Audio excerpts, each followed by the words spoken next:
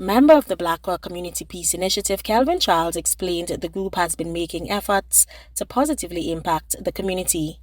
During Thursday's Fathers and Sons in the Digital Age program, Behavioural Psychologist and Mediator Pierre provided young men of standards 3 to 5 and their fathers with insight on several topics, including the use of technology. The good use of social media, the bad use of social media, and the fact that they need to be able to recognize what is good use and bad use and take appropriate action.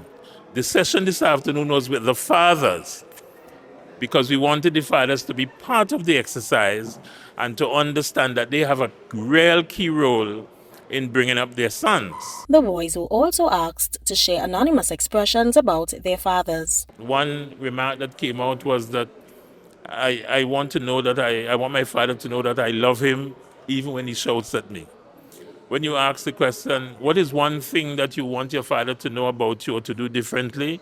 He said nothing. I love my father the way my father is. Of course, we had some others where one boy said he wants to live with his father, and things like that. So some of these were read and the fathers responded. Not that we shared with them who did it, but we just wanted them to be sensitive to some of the things that their children are in fact saying or what they are thinking about. They also had a walk with your son element, where the fathers joined their sons for a walk along the streets in Black Rock. Principal of the Black Rock Government Primary School, Keisha Kalenda, noted the boys were targeted for this project as they are among the at-risk population in the community and are in need of support from male figures. At the school, we have 9 teachers and female teachers and 1 male teachers. So our boys are predominantly influenced by females, and even me being a female principal. And we see where the men, the fathers, they have a role to play. They can do things that we females cannot do. And we decided to partner with the Black Rock Peace Initiative group, whereby we can have the fathers to be that positive role model. They were intentional about the year group selected.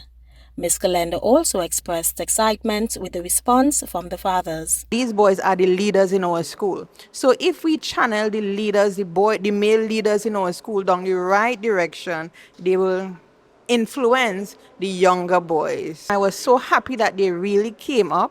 They showed up, they showed off. And even fathers who say, "Miss, I ain't gonna stay now," I saw them stay. So I said, to God be the glory. The team hopes in the future there will be an evaluation session, as they hope the fathers will implement the suggestions provided. The need for them to be aware of the past words of their children.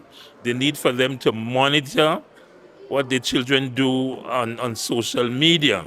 The need for them to understand that they can collaborate with one another if they seem to be having challenges. One father, Odell Herbert, shared the program was informative.